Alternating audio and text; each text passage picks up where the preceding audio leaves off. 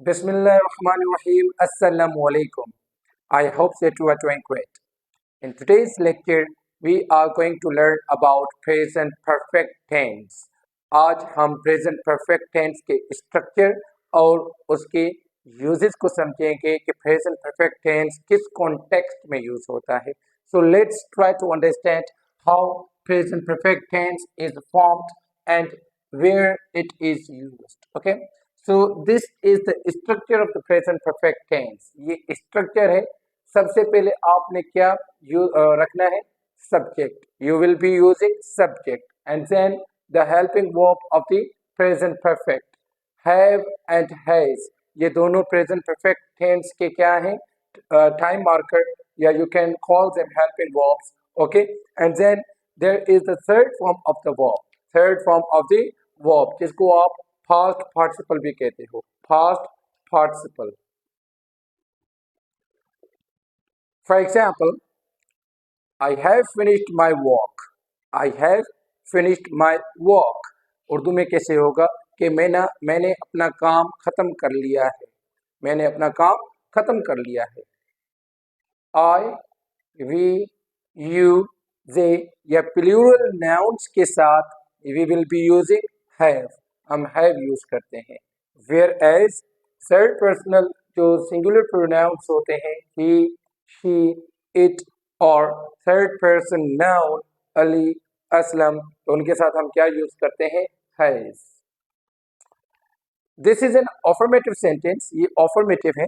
If you transform it into negative, अगर इसको हम नेगेटिव में ट्रांसफॉर्म करते हो तो योर स्ट्रक्चर वुड बी, ये स्ट्रक्चर कैसे बनेगा? You will be using not after the helping verb. आप क्या यूज करते हो? नॉट, हेल्पिंग वर्ब के फौरन बाद. जैसे for example, I have not finished my work. I haven't finished my work. Now interrogative. Interrogative में हम क्या करते हैं? Auxiliary inversion. Auxiliary inversion का क्या मतलब होता है कि हम जो helping verb होता है उसकी पोजीशन को मूव करते हुए, move the helping verb from its position to another. Usually क्या होता है कि आफ्टर द सब्जेक्ट हम क्या यूज करते हैं? Helping verb in the affirmative and negative sentences. Whereas अगर जो सेंटेंस है दैट इज इंटरोगेटिव तो हम क्या करेंगे? सब्जेक्ट से पहले क्या करते हैं? वी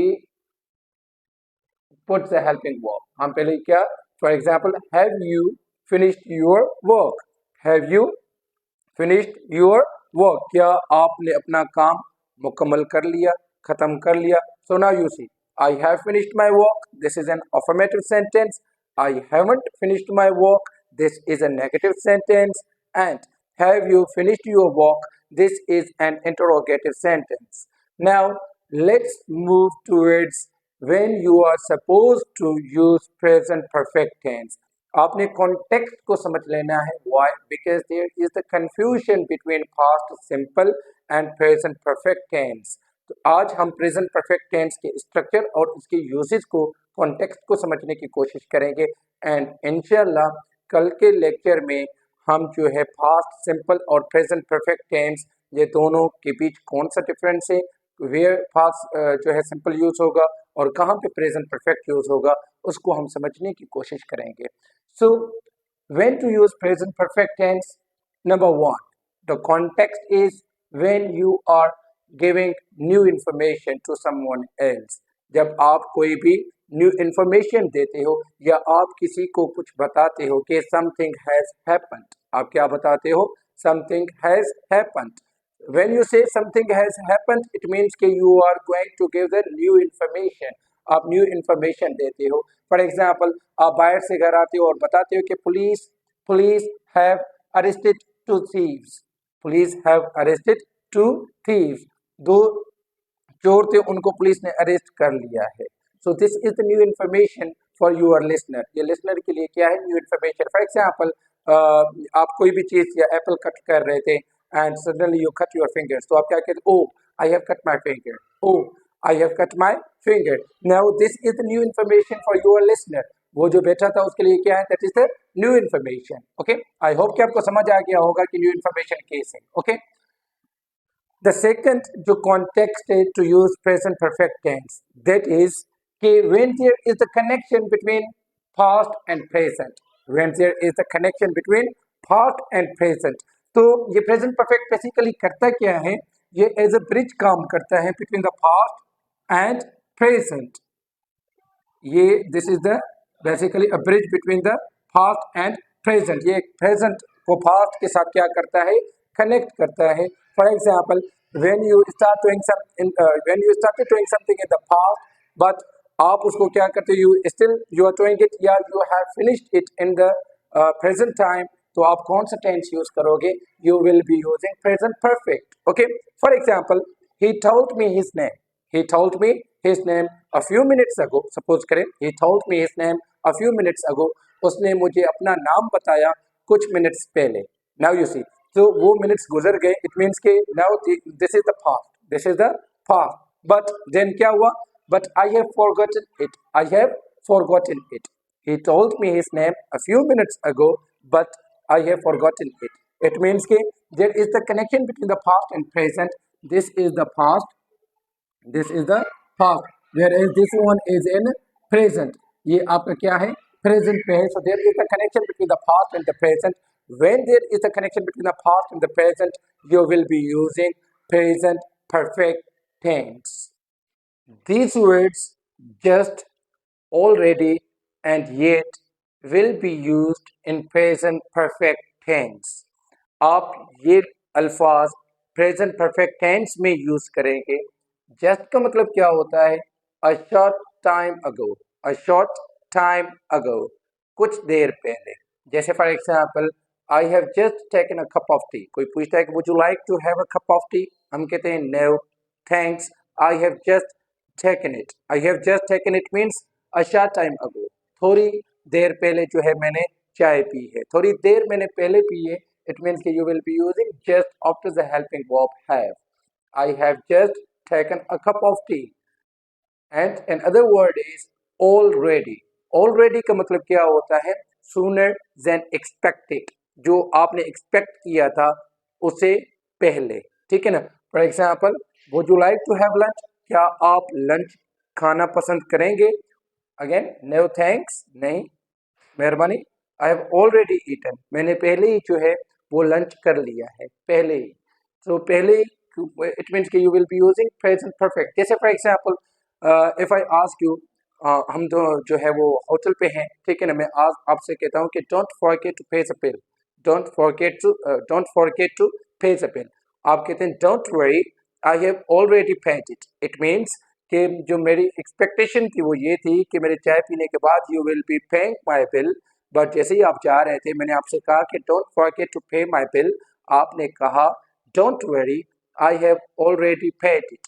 परेशान ना हो, मैंने पहले ही जो है वो पे कर दिया है. सो आई होप कि आपको समझ आ गया होगा. And the last one is yet. Yet का मतलब होता है अनटिल नाउ, अभी तक. इन उर्दू अभी तक, तो हम क्या यूज करते हैं, येट. या something that has not happened but that you expect to happen. कोई चीज नहीं हुई और आप उम्मीद करते हो कि वो हो जाए. जैसे अभी तक, फॉर एग्जाम्पल, अभी तक जो है तुमने अपना पेपर जो है वो खत्म नहीं किया. ये कैसे होगा, haven't you finished your paper yet. haven't you finished your paper yet. Likewise, I haven't received a letter yet. मैंने अभी तक जो है मुझे लेटर रिसीव नहीं हुआ.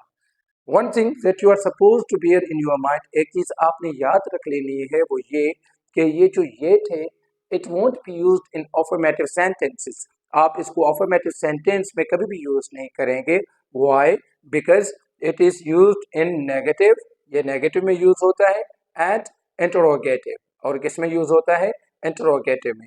If your sentence is negative और इंटरोगेटिव, देन आप यूज करेंगे until now के सेंस में yet. ओके, जैसे मैंने पहले ही कहा था, haven't you finished your paper yet. haven't you finished your paper yet, क्या अभी तक तुमने अपना पेपर जो है वो फिनिश नहीं किया.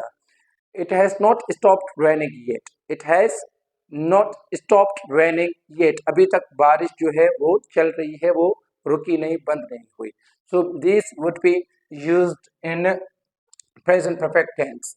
in other context, पहले मैंने आपको बताया था कि when there is the connection between the past and present, ये वही मतलब है कि connection, a period of time that continues from the past until now.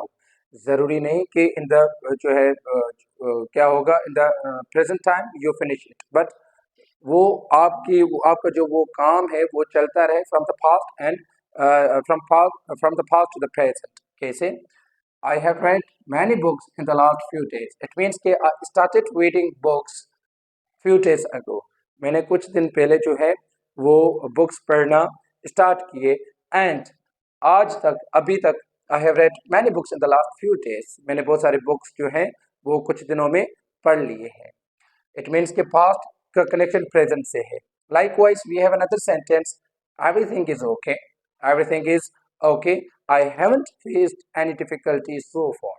Now you see, हो सकता है कि कोई डिफिकल्टी हो मुझे, ठीक है ना, but I started doing my work in the past, मैंने पास्ट में स्टार्ट किया and still I am doing it, मैं अभी भी वो कर रहा हूँ, but from the past to the present, past से प्रेजेंट तक I haven't faced any difficulty, I haven't encountered any problem, मुझे कोई भी प्रॉब्लम दरपेश नहीं आया। The third sentence is the weather is bad here, the weather is bad here, क्यों खराब है? मौसम यहाँ का खराब है। वाई?